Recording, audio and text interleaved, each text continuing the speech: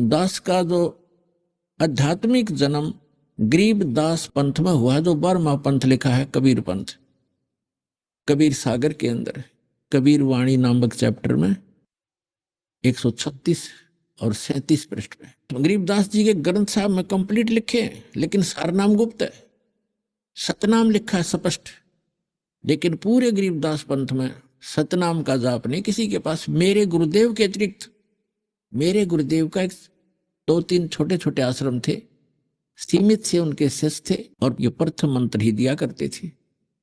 और जब दास उनके चरणों में आया, दास के ऊपर उन्होंने खजाना खोल दिया और कह दिया था तेरी ही इंतजार थी मुझे। 107 साल के हो गए थे जब दास ने दीक्षा ली उनसे, 107 वर्ष का शरीर था उन मालिक का। तो उन्होंने कहा कि मैं तेरी इंतजार कर रहा था, और ये मंत्र है, ये जाप अभी बताना नहीं, धीरे धीरे बताना, और सारनाम के लिए आगे परमात्मा ही आकर तुझे निर्देश करेंगे तब करना। तो दास ने धीरे धीरे इसको चलाया, और परमात्मा ने आकर के सन 1997 में आदेश कर दिया कि इसको वैसे डिस्क्लोज कर दे, नो प्रॉब्लम। तो पुण्यात्माओं, अब वो मंत्र आपके रूबरू करने हैं। तो किस प्रकार परमात्मा कहते हैं सोचल छिद्र मैं करूं अपने जन के काज। आपके लिए ये सतज्ञान और सतभक्ति ना जाने कितनी कुशलता से परमात्मा यहाँ तक सुरक्षित रखवाए, और सौभाग्य आपका, धन्य आपके माता पिता जिनसे जन्म हुआ, आपका मानव शरीर और फिर सतलोक आश्रम प्राप्त, आपको सतज्ञान और सतनाम मिल रहा है। तो गदागद दे रहे हम, 4 महीने में ले सकते हो आप 4 बार हाजिरी लगा के। देखो पुण्यात्मा, आप थोड़ी सी गफलत करते हैं क्योंकि आपकी आदत बिगड़ गई गई बहुत युगों से। आप अपनी चतुरता दिखाते हैं, चतुरता नहीं चले, इसमें समर्पित भाव चलेगा। कई भाई कई बहनें चिंतित होती हैं कि 4 बार 4 महीने में कैसे आएंगे। उसके लिए हमने 1 वर्ष रख दिया, 1 वर्ष में 4 बार आइए दूर देश वाले, और अपना मंत्र सतनाम प्राप्त कर लीजिए। अरे 4था युग बीत गया, सतनाम युवती बिना मिला धक्के खा रहे थे, हम तो जन्म मरण के भी चक्कर काट रहे थे। और जिनको तड़फ है वो 4 महीने में प्रत्येक महीना आ करके अपना अटेंडेंस लगवा करके, क्योंकि आपकी श्रद्धा देखी जाती है, आपकी आस्था कितनी बनी है भगवान में। जो 4 बार इतनी तरफ होगी, मैं 4 महीना में 4 बार आके और सतनाम प्राप्त करेगा तो बहुत ही अच्छी लगन है उसमें। ठीक है, दूर देश में है तो वो 3 महीने में 4 महीने में आ सकते हैं, ऐसी बात नहीं। और जिसमें इतनी भी तरफ नहीं है कि भगवान के लिए, तो लोगों ने, राजाओं ने राज्य त्याग दिया, जंगल में सूखी रोटी खाकर भगवान पाना चाहा, उनको फिर भी नहीं मिला। और आपको यहाँ 4 महीने में भी नहीं आ सकते, तो फिर कहाँ के भक्त हो तुम? विद्यार्थी विद्या प्राप्त करने के लिए, एक रोजी रोटी के लिए 14, 15, 16 वर्ष पढ़ने जाता है स्कूल में, और डेली आता जाता है, डेली, और सारा काम करता है अपने स्कूल का, और तब जाकर के 2 रोटी का साधन बन पाता है मुश्किल से, कोई सर्विस या कोई बिजनेस उसका। और यहाँ परमात्मा पाने के मार्ग में हम ढीले गोड्डे छोड़ देते हैं। कैसे जाएंगे 4 में 1 वर्ष में? कोई बात हुई यार?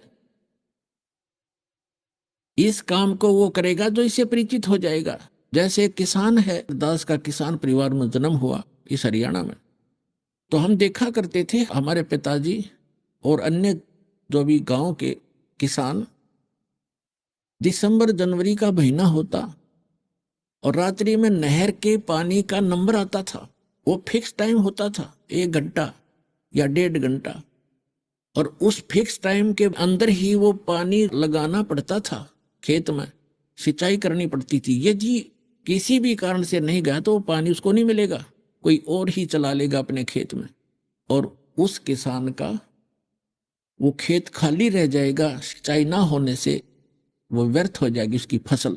तो इस किसान अपने प्रोसेस से पूरा परिचित होता है, और उसको मालूम होता है कि यदि आज रात्रि में, कई बार तो 12 बजे रात के, 1 बजे 2 बजे, किसी का 10-11 बजे नंबर आता था। कई बार हमने देखा, ये दिसंबर और जनवरी का मौसम, यानी घोर सर्दी पड़ा करती, और ऊपर से छोटी मोटी बादल वर्षा भी, बूंद बांद सी छोटी छोटी जो है फुहार सी भी आ रही होती, हमने देखे हमारे पिता और अन्य गांव के लोग सिर पे चद्दर सी डाली, कपड़ा ना भीगे, और पहुंच जाते वहां पर शीत लहर चल रही होती, और जा करके नहर की उस नाली में निकाल कर अपने जूते और टांग के धोती उसके बीच में बढ़ जाते पानी में।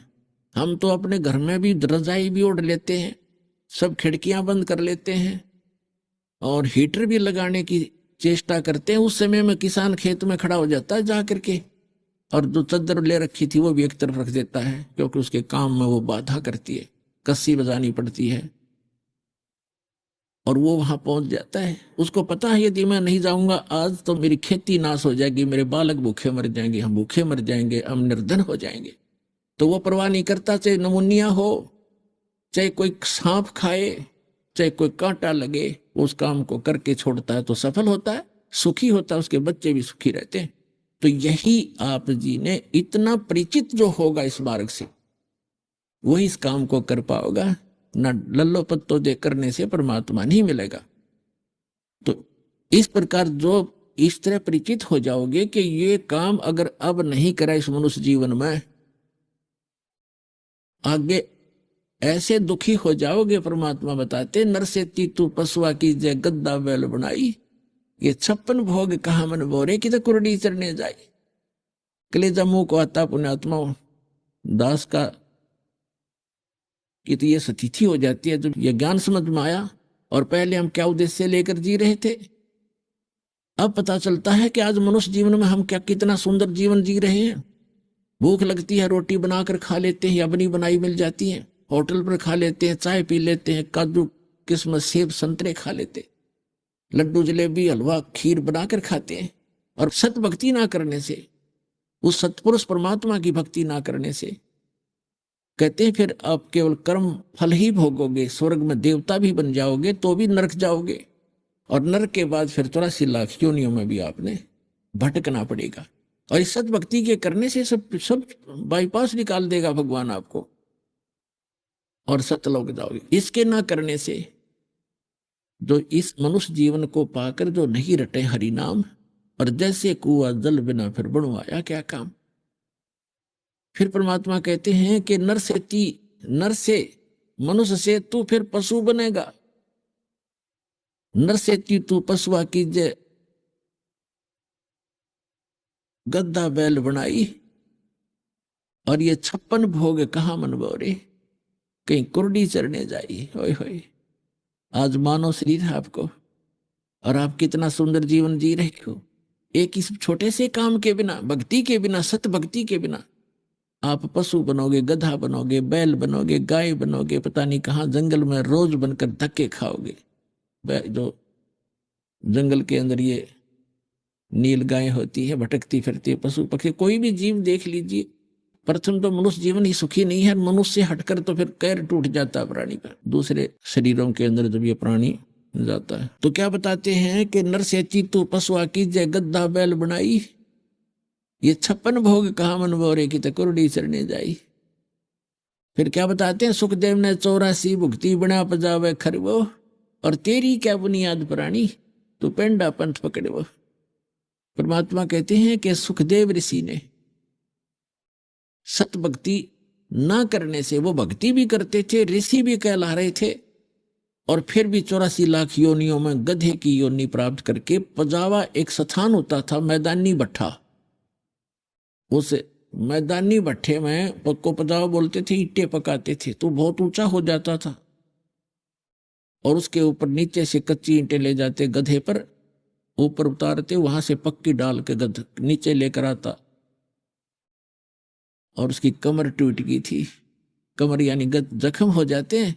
फिर वो अपना घास चरने के लिए जंगल में छोड़ देता कुम्हार, उसको घर पर घास भी नहीं डालता, और फिर कौवा आता उसके जख्म पर चोंच मारता है, और उस जख्म के ऊपर फिर अगले दिन सुबह कुम्हार उसके ऊपर थैला रख देता, बोरा, और फिर उसको सारा दिन उस जख्म के ऊपर रेत गिरता है, रेत में फिर ऊपर जख्म के रगड़ लगती है चलते समय ईंटों की, और उसको इतनी पीड़ा होती है, आंखों से पानी गिरता है, लेकिन वो टस से मस नहीं हो सकता, अपने कर्म भोग रहा होता है। तो पुण्यात्माओं कलेजा फट जा आदमी का, जब आपका नशा उतर गया, इस काल की भांग का नशा ना हो, क्योंकि होने ना देता इतनी जगह, इतना धक्का लगन नहीं देता, क्योंकि इसने नशा करा रखा है। कबीर ये माया अटपटी सब गटा नड़ी, और किस किस ने समझाऊं या कुएं भांग पड़ी। तो परमात्मा याद दिलाते हैं कि सुखदेव ने 84 भुगती, 84 लाख योनियों में धक्के खाए, और बना पजावे खर, वो पजावे के ऊपर कुम्हार के पजावे पर खर माने गधा बना। सुखदेव ने 84 भुगती, बना पजावे खर वो, और तेरी क्या बुनियाद पुरानी, तू पेंडा पंथ पकड़े वो। ऐसे ऋषियों की ये हालत हुई। ब्रह्मा विष्णु महेश भी जन्म मृत्यु में है, और अन्य ऋषि भी कहते हैं ये भी सुर नर मुनि जन 33 करोड़ी, ये बंदे सभी काल की डोरी। काल की ही भक्ति करके काल के ही जाल में रह गए। काल का जो जाल है वो अटल है, जन्म और मृत्यु सदा रहेगी। तो यहां परमात्मा बताते तेरी क्या बुनियाद पुरानी, तू पेंडा पंथ पकड़े वो। पेड़ा, पेड़ा माने मार्ग, वो मार्ग प्राप्त कर जिससे तेरा जन्म और मृत्यु छूट जावे, उसका छुटकारा हो। तो यहां परमात्मा याद दिलाते हैं, भजन करो उस रब का जो दाता है कुल सब का। भजन करो उस रब का जो दाता है कुल सब का। वो कौन है? वो तत्ब्रह्म, वो परम अक्षर ब्रह्म। आज जो परमात्मा की परिभाषा आपको सुनाई, अभी तक वो परमात्मा की परिभाषा ही पूरी हुई है। भजन करो उस रब का जो दाता है कुल सब का। वो कौन है कुल सब का दाता? गीता जी अध्याय नंबर 7 के श्लोक नंबर 12 से 15 तक तो गीता ज्ञान दाता बताता है कि जो तीनों गुणों की उपासना करते हैं, रजगुण ब्रह्मा, सतगुण विष्णु, तमगुण शिव जी की, जिनका ज्ञान हरा जा चुका है, इनसे आगे किसी की वो सुनने को तैयार नहीं है। उनके विषय में बहुत कुछ कहा, इसके वो रिजेक्ट किए हैं और कहा कि ये मेरी भक्ति भी नहीं करते। फिर अपनी भक्ति के विषय में गीता ज्ञानदाता श्री कृष्ण में बोल रहा है, सरपुरुष 21 ब्रह्मांड का स्वामी प्रभु साहब, ये कहता है मेरी भक्ति भी 4 प्रकार के करते हैं, अर्थार्थी, आर्थ, जिज्ञासु और ज्ञानी। ज्ञानी को छोड़कर तीनों को भी रिजेक्ट कर दिया कि ये भी अपने पास मोक्ष मार्ग नहीं इनके ग्रहण करते। ज्ञानी है तो अच्छी आत्माएं, परमात्मा के लिए घर भी त्याग दिया। इनको यह भी समझ में आ गया कि अन्य उपासना नहीं करनी चाहिए एक ब्रह्म को छोड़कर। अब जैसा उनको ज्ञान है कि एक भगवान की भक्ति से ही मोक्ष होगा, वो भगवान उन्होंने ब्रह्म मान लिया। ऋषियों को ज्ञान नहीं मिला क्योंकि सतगुरु नहीं मिले। गुरु बिन काहू न पाया ज्ञान ना, जो थो था भूसड़े मूड किसाना। गुरु बिन वेद पढ़े जो प्राणी, और समझे न सार रहे ज्ञानी। तो गीता ज्ञानदाता कहता है कि ये मेरा मत है कि ये मेरे विचार में ये है तो अच्छी आत्मा, लेकिन इनको तत्वदर्शी संत ना मिलने से ये मेरे वाली अनुत्तम गति में स्थित रहे। इनकी भी जन्म मृत्यु समाप्त नहीं हो सकती, क्योंकि गीता ज्ञानदाता स्वयं कहता है गीता अध्याय नंबर 2 के श्लोक नंबर 12 में, गीता अध्याय नंबर 4 के श्लोक नंबर 5 और 9 में, गीता अध्याय नंबर 10 के श्लोक नंबर 2 में कि अर्जुन तेरे और मेरे बहुत जन्म हो चुके हैं, तू नहीं जानता मैं जानता हूं। और अपना मंत्र बताता 8वें अध्याय के 13वें श्लोक में, ओम इति एकाक्षरम ब्रह्म विवहरण मामनुसमरण प्रयाति तजन देहम से आती परमाम गति। मुझ ब्रह्म का एक ओम मंत्र है, इसकी साधना करता हुआ शरीर छोड़कर जाता है तो ओम से मिलने वाली ब्रह्म गति को प्राप्त होता है। जो ब्रह्म की साधना वो ब्रह्मलोक में जाता है। गीता अध्याय नंबर 8 के श्लोक नंबर 16 में कहा है, ब्रह्मलोक पर्यंत भी, ब्रह्मलोक में गए हुए भी पुनरावृत्ति में है, जन्म मृत्यु में आते हैं। इसलिए गीता अध्याय नंबर 18 के श्लोक नंबर 62 में, गीता अध्याय नंबर 15 के श्लोक नंबर 4 में कहा कि तत्वदर्शी संत की प्राप्ति के उपरांत परमेश्वर के उस परम पद की खोज करनी चाहिए जहां जाने के बाद साधक फिर लौटकर कभी संसार में नहीं आते। और अर्जुन तू सर्वभाव से उस परमेश्वर की शरण में जा, उसकी कृपा से तो परम शांति को, सनातन परम धाम को प्राप्त होगा। 15वें अध्याय के 4थे श्लोक में कहा है कि तत्वदर्शी संत से तत्व ज्ञान प्राप्त करके उसके पश्चात परमेश्वर के उस परम पद की खोज करनी चाहिए जहां जाने के बाद साधक फिर लौटकर कभी संसार में नहीं आते। और जिस परमेश्वर ने सारे ब्रह्मांडों की रचना की है, जो कुल का मालिक है, जो सबका मालिक है, भजन करो उस रबदा जो दाता है कुल सबका। गीता अध्याय नंबर 15 के श्लोक नंबर 16 और 17 में 3 पुरुष बताए, सरपुरुष, अक्षर पुरुष, और तीसरा जो परम अक्षर ब्रह्म है, परम अक्षर पुरुष, वही उसके विषय में बताया कि यह लोक धर्म अविश्य विवर्ती अवैश्वर उत्तम पुरुषत्व अन्य परमात्मा उदाहरते।